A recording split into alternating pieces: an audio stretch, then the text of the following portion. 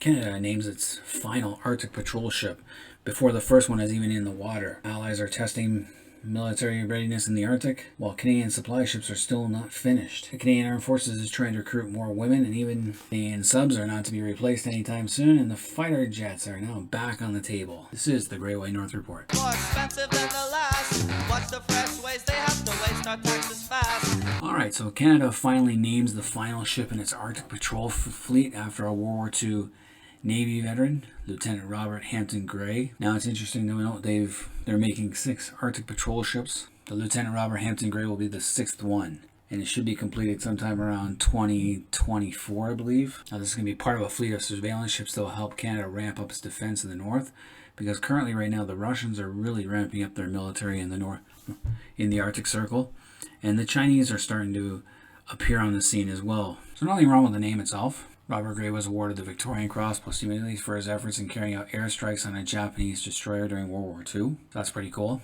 The problem is, of these 6 Arctic patrol ships, the first one just got in the water after long delays. HMCS Harry de Wolf, that was being built in Halifax Shipyard, is now on its way to being delivered to the Royal Canadian Navy Dockyard in Halifax. I actually saw this thing being built back in 2018, and I thought it was almost finished then, but apparently it is. They're just getting it now. So this is the first ship built for Arctic military operations in decades. They're supposed to be the core of an enhanced Canadian Arctic presence. Now the problem is there's been technical problems and delays. Now this is Stephen Harper's baby. He first announced plans to build up to 8 armed Arctic patrol vessels in July 27. And Irving was selected in October 2011 to produce them, building replacements for the Navy's frigates and destroyers. We haven't even replaced those yet. But the following year saw several cost overruns and delays in the program. Nothing new there. Canada is very slow to start something when it comes to our military. The work on the De Wolf started in 2015. They're going to build 5 ships with a $3.1 billion budgeted for the project. And it was increased $4 billion for 6. So technical problems and the CCP virus have pushed the delivery dates several times over the years, and it's about time we're getting these. Now the knock on these ships is they have a slow speed and light armament, as the ship has only 1 small cannon. But right now it's better than nothing, as we need something, as the Royal Canadian Navy is only the latest naval force to join the fray in the far north.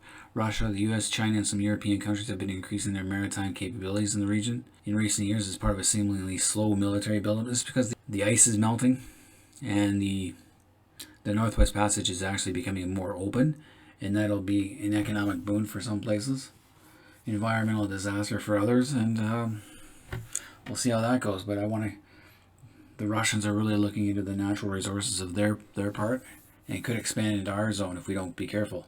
And the Chinese, being Chinese, they'll claim everything. Last week, the US, Denmark, and France joined Canada on an annual 3-week exercise in Canada's Arctic. So we're testing our naval readiness. Our Navy doesn't exactly have a lot.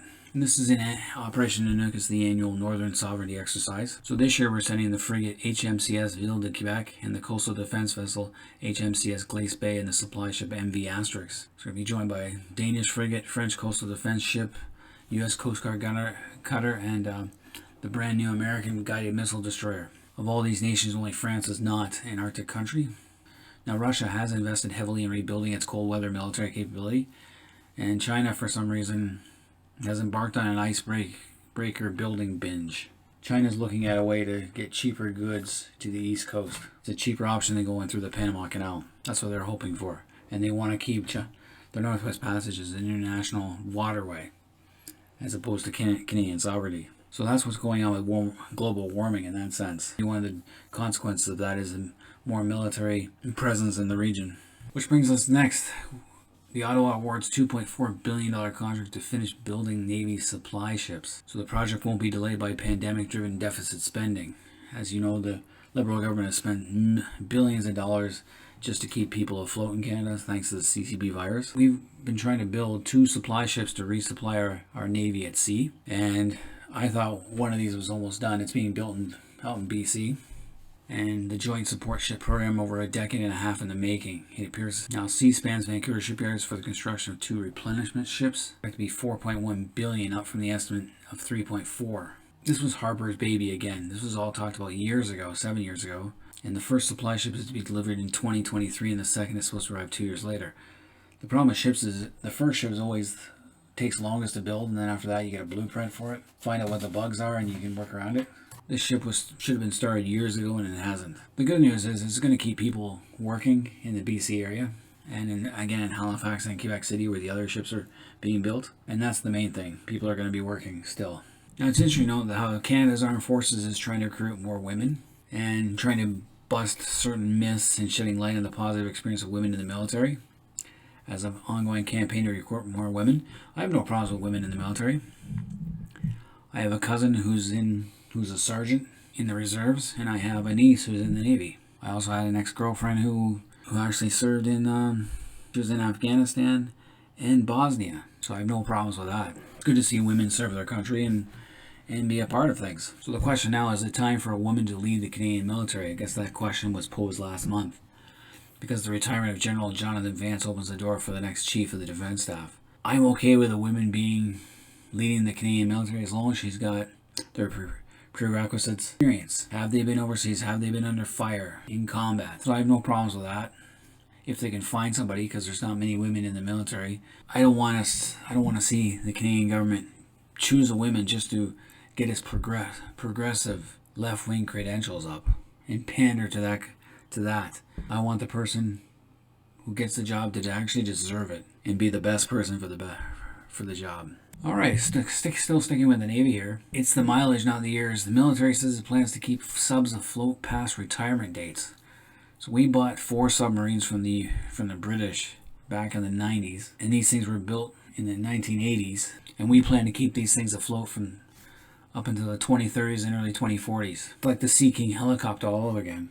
Joke, we need more submarines than anything else. So we're not going to see the HMCS Victoria decommissioned until the end of 2042, giving the warship over 45 years service in Canada. Jesus, that's too long. It doesn't even include the time the boat served with the Britain's Royal Navy, which would add at least a decade to its working life. So that's 55 years of service. We need to choose a new sub program, build a damn boat, and sell these to some country and get some money back. So that's kind of a joke.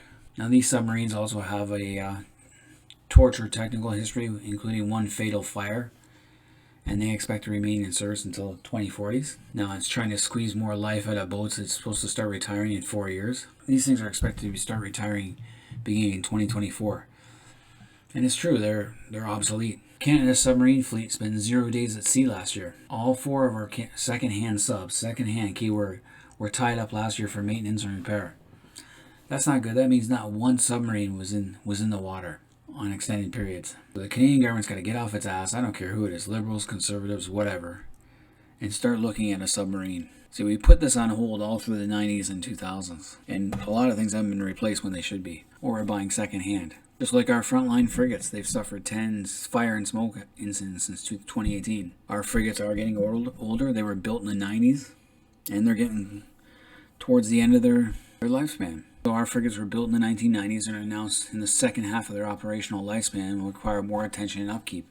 Now we do have a frigate replacement program. We've already chosen the design, we've got everything going, but for some reason it keeps getting delayed.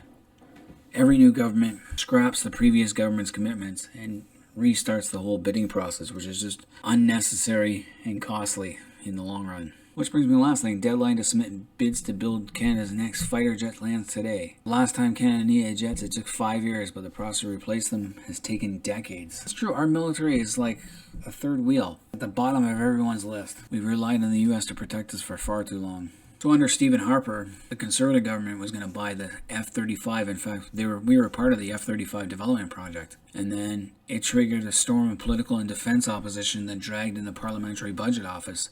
So the Liberals, the NDP and whatnot didn't want it. Too expensive. And then when Trudeau got elected, one of his election promises was a promise not to buy the stealth fighter and to acquire something cheaper instead. Cheaper doesn't mean better. So Trudeau, he's done a round of industry consultations and reviews that pushed the deadline for buying new fighters out past the last election in 2019. In other words, he didn't want to make a decision until after the election. You make a decision quickly, considering that the Canadian Air Force is only one of the F-35. The F-35, Lockheed Martin promises $16.9 billion injection into the Canadian economy, because they'll build some of it here, or use Canadian-made parts. Not too long ago, the Liberal government just bought more of the CF-18 jet fighters from Australia. F-18 that we currently use is a 40-year-old plane. It was great during the first Gulf War, but not so much now. So Canada, the Canadian government really needs to get off its ass when it comes to our military. We are lagging so far behind. This isn't like World War I and World War II, where we declare war without having an actual army and then having to build one from scratch. This time we won't have the luxury of time and space as much as we did in those wars. And it's better to be prepared for the next one than to sit around with our thumbs up our ass waiting for the United States to bail us out. So anyway, Canadians out there, let me know what you guys think of the state of our military. And until next time, this has been the Great White North Report. Every new